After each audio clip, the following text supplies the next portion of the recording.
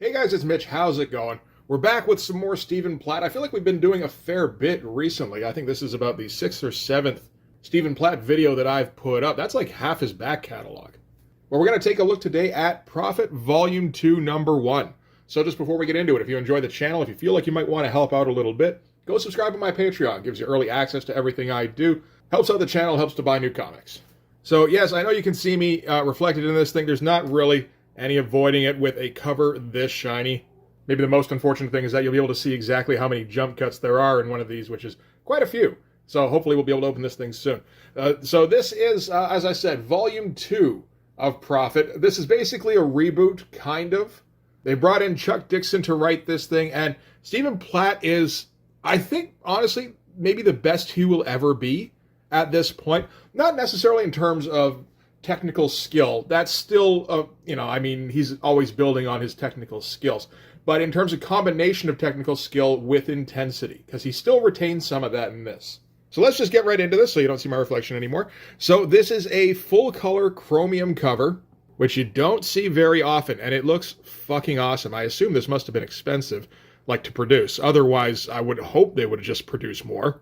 And we've got our big shot of Prophet here, mowing down countless enemies, with just some weird stuff going on in the background here. This is a wraparound cover. I mean, if you're doing this kind of floppy chromium, which again is not something I see very often at all, you kind of have to use the whole thing. There's not much point in putting an ad back here. But yeah, we get the waves and waves of opponents that Prophet is just hacking down.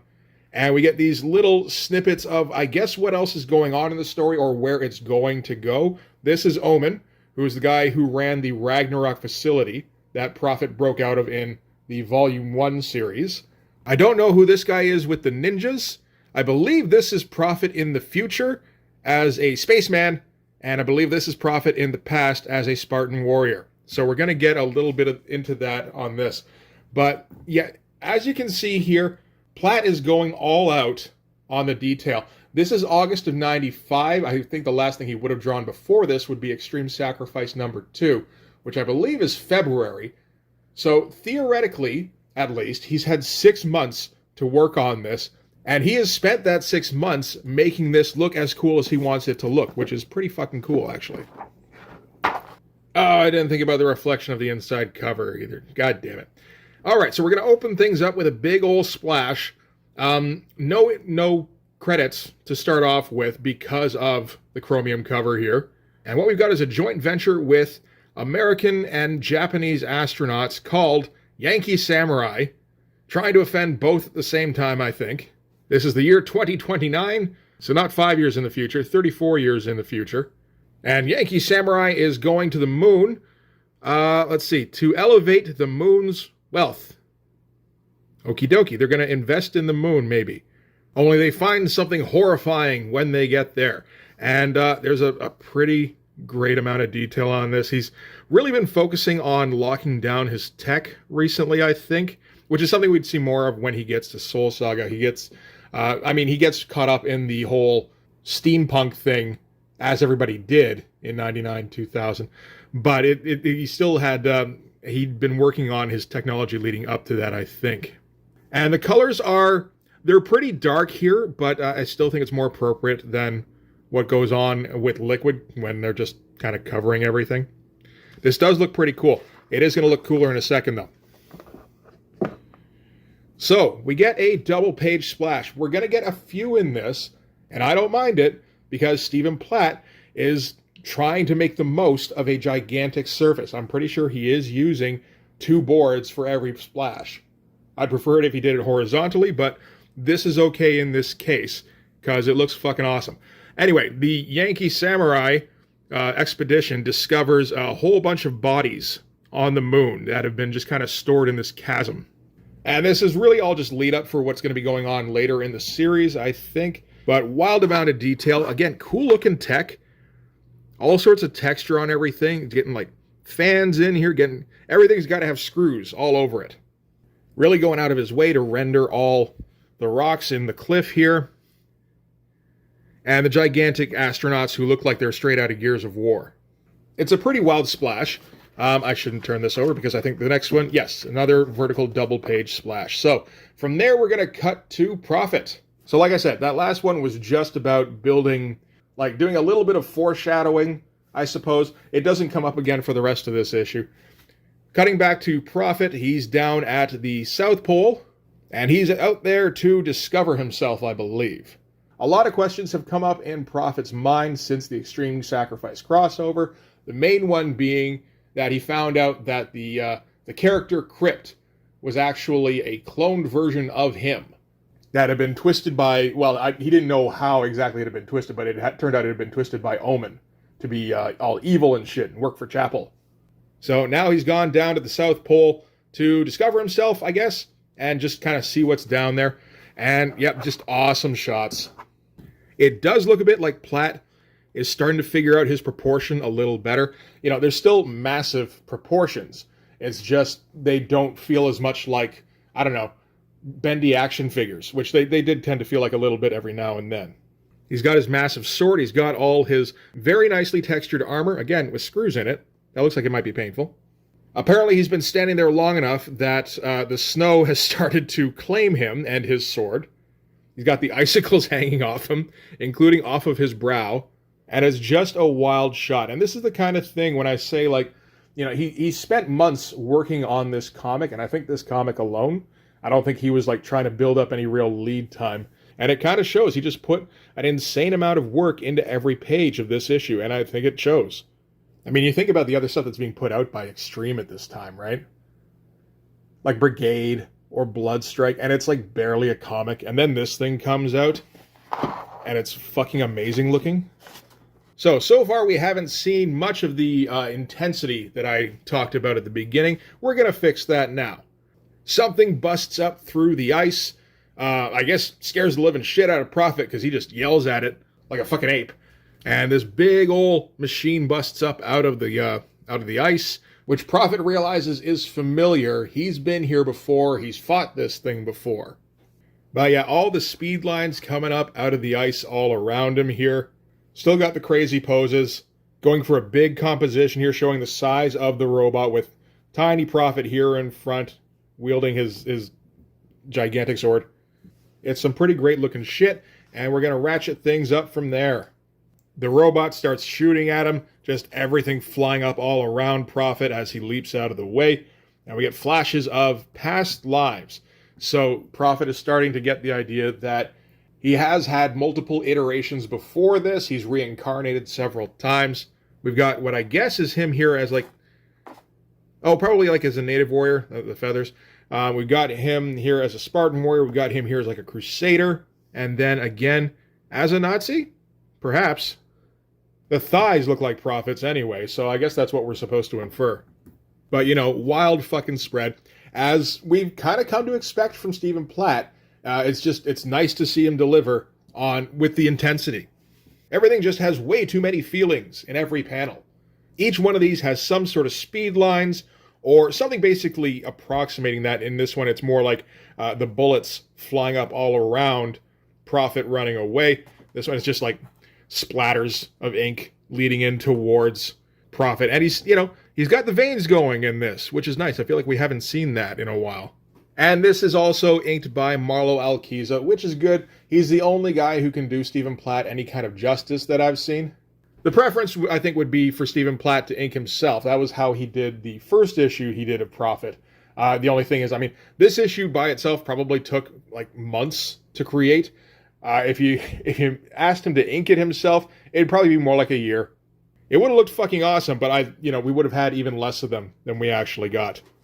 Prophet keeps fighting the giant robot, and the intensity gets so high that you can't really figure out what the fuck is even happening. There's so many speed lines. We got a couple of panels here where Prophet is basically composed of speed lines. It's pretty wild stuff. Takes a swing at the robot and manages to hack off one of its legs. Looks very nice. I like that we're getting a bit more flat color in this. We're not getting... There's still a bunch of separations going on, but it doesn't feel like it's overpowering the art. And it did feel like that in Soul Saga, which is a little bit interesting because this is colored by, in addition to Extreme Color, I believe it is. Yeah, but the guy they're working with is Christian Lichtner, who would go on to found Liquid Studios and then go and write Soul Saga #1. So at that time, maybe getting a bit too caught up in just all the things they can do with color in 2000. I feel like they get a very nice balance here with, very obviously computer effects, but then, some large areas with pretty flat color. I think it's just a better outcome. So anyway, yeah, Prophet cuts through the leg of the thing, busting through panel borders, just shattering them in some cases. This whole shot is pretty fucking great. The robot shoots back at him, minus a leg, and doesn't quite seem to hit him. Seems to hit just about everything around him. Seems to keep shooting. I get the impression like it's just shooting wild at this point. I'm not sure what's happening in here. It looks like it shoots him, except I'm pretty sure it doesn't. And then it falls off a cliff. So, I mean, this wasn't maybe the brightest robot. Like, I gotta say, there's not a whole lot of telling what's going on here. These are some pretty unclear pages. They look awesome. I guess that's really all that matters. You don't need to know a whole lot other than that Prophet fought a robot and it died eventually. And some pretty cool looking, probably actually cool stuff happened in the middle of all that. So after all that, Prophet seems to be recovering or kind of collecting himself. He seems to be injured. I'm not sure if he got shot in the middle of all that. It's really hard to tell. But he's kind of flashing back on all of his past lives that he's starting to remember now. It seems like getting shot at helps to jog Prophet's memory, which is probably a good thing because that seems to happen a lot. Not really the strongest page here that we've seen so far. Not a whole lot other than a whole bunch of heads. And with Platt, if he's not drawing a head from straight on, it feels like he's not very interested. Some of these look okay. Like, I like this one here. The rest of them, not so much. Even like Prophet's head himself here in real life. But anyway, Prophet collapses after his battle, and he gets collected by some crazy-looking technology. That one looks a lot better, at least. And again, with the colors kind of just doing their job, not going too overboard. Stuff like this here with the light kind of reflecting on him here. Doing like a color hold on these little afterburners, doing this kind of corona effect here in the background. Like doing small things to accent the art instead of going, hey, look at all the cool shit we can do. Wait, is there like art under there? And decent pose for Platt getting sucked up by whatever the fuck this thing is. Anyway, Platt wakes up to find himself somewhere. Possibly a ship, possibly an installation somewhere. Nobody knows. But he's being kind of talked back into consciousness by what turns out to be Kirby. Now, of course, Kirby died at the end of Extreme Sacrifice. Crypt killed him. Or so we thought. Kirby explains here that his axe shunted him through the time stream somehow, and he's essentially lost in time right now. This isn't actually Kirby, this is a hologram of him that's sort of programmed to respond to Prophet. And to kind of prove that Prophet just swipes his hand through it, and it kind of, it does the hologram thing where it just kind of wavers for a second. But like, these pages look pretty great. Not going overboard on the design on these. Like, you save that for the big fight with the robot in the middle of the Antarctic. These are exposition pages. You don't have to go that kind of overboard. So Platt actually, he just, makes the drawings look pretty solid. Like, this is a great Prophet head here. All the stuff flying off him. Kirby here looks reasonably good. I feel like it's a little tough for Platt because he's used to making his guys absolutely massive. And Kirby, of course, is supposed to be like a little people. I said midget first. I think calling someone a little people may actually be more offensive. So we'll just continue like I didn't say anything. But yeah, drawing somebody of smaller stature, I think just kind of goes against Platt's inner nature. And so Kirby always feels a little bit, I don't know, just not the right proportions. He tends to get a little rubbery. There's great detail all over everything, including in the background here. I think Platt is still doing that thing where he's mostly drawing the shapes and then filling them in. Oh, there's a little bit more figuring out how things fit together at this point. So we're going to do a little bit of walk and talk exposition. Really not a lot when you look at the number of word balloons that we're actually seeing here. This is Chuck Dixon writing, not somebody like Eric Stevenson. who is an actual writer, so he's going to get some actual ideas across. Basically what he's going to say here, because what we know about Prophet up until this point is that he's essentially Nazi Captain America, where he was built in a lab in the middle of World War II by the Germans, only he was built to take down the Nazi command. They just didn't tell them that part. The guy who put him together was Dr. Wells, which conflicts with everything we've had going on in this story, where Prophet is experiencing past lives, all that kind of thing. And so Kirby explains to him that Dr. Wells didn't build him exactly, he more rebuilt him from, I guess, materials that were lying around from his last lifespan, something like that. Basically, the point of this is, this book is a reboot. We are not sticking to the previous lore. We're going to be like branching off of there because the previous plot was kind of dumb. We don't need another Captain America. That doesn't really fit Prophet anyway. I do kind of like the idea better of him as a constantly reincarnating mythical hero through the ages who just kind of shows up and screams and emits speed lines and then is eventually cut down. And again, you know, reasonably cool page, nothing too spectacular going on, but it is all very solid, which is all it really needs to be. Like that, you know, that's a good head, and Platt does sometimes struggle with faces. Cutting back to what I believe is the Ragnarok facility, and this is Omen, if I recall, yes. And so these are all the Ragnarok-ites, and Omen is being advised of a breach in the time stream. And he asks when and where, and he's advised by what I think are like telepathic scouts, essentially, that it's here and now, as his chest gets caved in by a giant Platt-style blade. And it turns out it's a big old mech with all sorts of crazy fucking Platt weapons and Omen's face on it. And Omen goes, "Dear me, it's me." So he was expecting this. But like this mech thing looks kind of great. It feels a little Dave Stevens-y, with like all the cylinders kind of jutting off the gun and everything. Maybe a little bit here and there. I don't think Platt's against just picking up bits and pieces from other artists around this time. I love this sword. It's gigantic. It's essentially bigger than him with the perspective, how it works. And, you know, we've had a little bit of cool off since the robot fight. So now it's time to ramp things back up again. As Platt gives us maybe his craziest double page splash ever. There were a couple in, I want to say, Prophet number 4 from the first series that were pretty fucking close. But I mean, here we've got bullets flying, cases flying all over the place, heads flying, more heads, more bullets, more bullet casings. Jesus Christ, look at all that shit. And it has the intensity of some of those double page spreads in Prophet number 4 from volume 1. The difference now, at least, is that Platt can draw a little bit better at this point. He sets it up more as a crazy double page composition, and it's a bit more readable than what he was able to pull off before.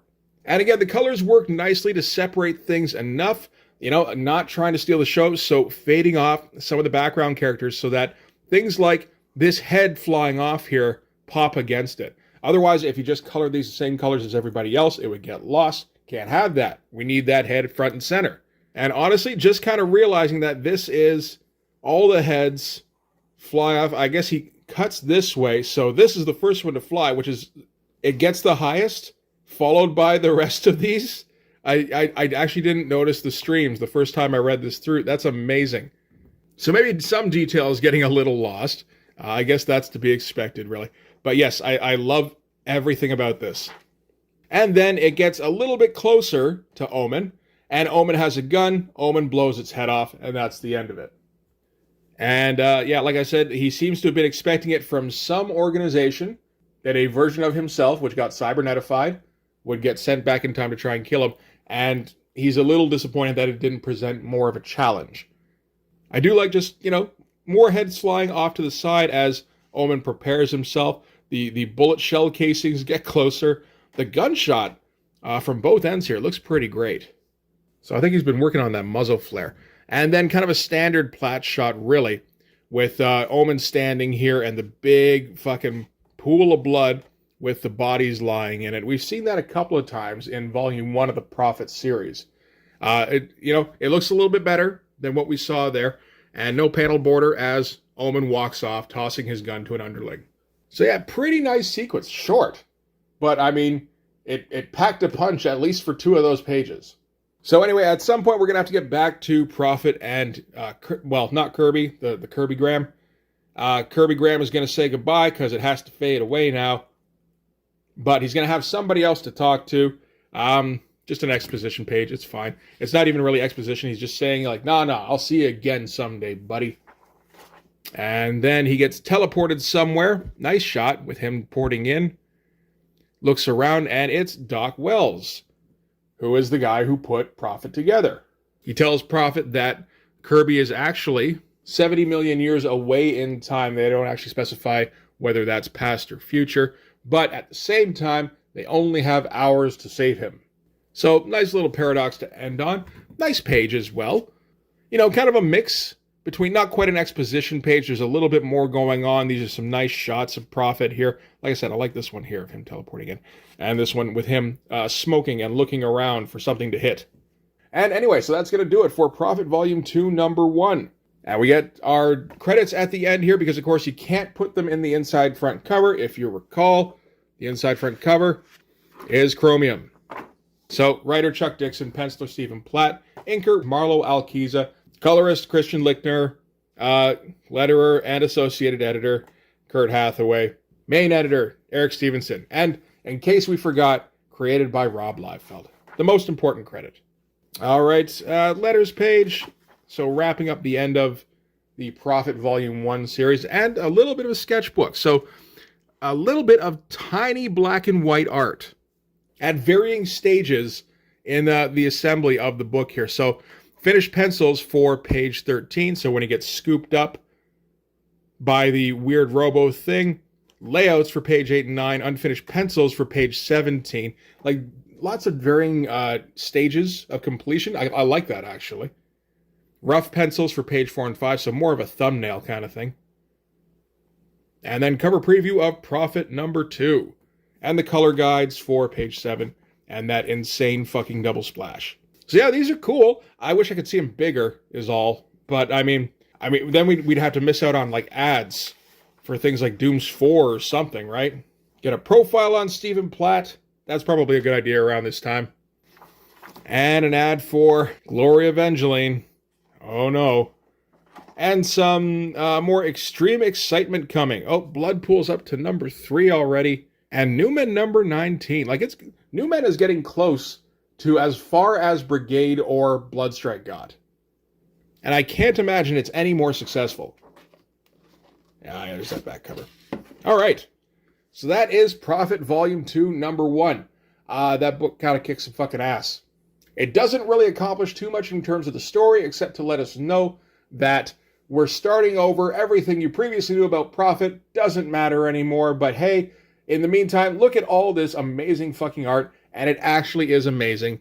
I think this is pretty much Stephen Platt at the top of his game. It doesn't have the intensity of his first Prophet issues, or his, I think his Moon Knight stuff. It's like he got all of his youthful exuberance out in like the first 2 years that he was drawing. But it still retains a fair amount of intensity, and he's solidifying all of his figures. He's kind of bringing his backgrounds together. He's starting to understand more things about composition and perspective. But he's not yet at that Soul Saga point where that's all he's interested in, and he's completely forgotten about intensity as an element in a comic book. Like, if I had to make a comparison, I'd say that Prophet Volume 2, Number 1 is Highway to Hell, the album. Like, it doesn't have the intensity of Let There Be Rock. It's maybe not as technically proficient as something like Stiff Upper Lip, but it also doesn't have that played out, bloated feeling that Stiff Upper Lip occasionally had. It has most of the skill of the later period and still retains a fair amount of the energy of the early period, but manages to harness it a little better. You know, it still loses a little bit. Like, you know, there's no fucking Whole Lotta Rosie 7-minute guitar solo in this. That's Prophet Volume 1, Number 5. What it does have is great page after great page after great page, and a lot of different kinds of pages to kind of vary things up. And it's maybe one of the last times you would get your money's worth from a Rob Liefeld published book. Perhaps ever. And like, fuck, look at that cover, right? Has Image ever had a better cover than this? I honestly don't know. I can't think of one off the top of my head. Anyway, that brings us to the end of Prophet Volume 2, Number 1. Let me know what you thought of that. I like that comic quite a bit. I will take a look at number 2 and maybe a brief look at 3 and 4, but honestly, it feels like the relationship between Rob Liefeld and Stephen Platt falls apart pretty quick after this issue, and I don't think he's particularly interested in drawing for Rob anymore, starting like, it feels like halfway through issue 2. So we'll take a look at that next time, but for this one anyway, that's going to do it. Thanks very much for watching. If you like this video, please hit like, hit subscribe, hit the notification so you know when the next one's coming out. Go over and subscribe on my Patreon. It gives you early access to everything I do, from the Blood Force stuff to the YouTube videos before they get uploaded to YouTube, as well as some Patreon exclusive content. You can also follow me on Instagram and DM me there for commissions, and you can join the Blood Force Discord server. But yeah, that's going to do it. Thanks again for watching, guys. I'll see you in the next one. Bye-bye.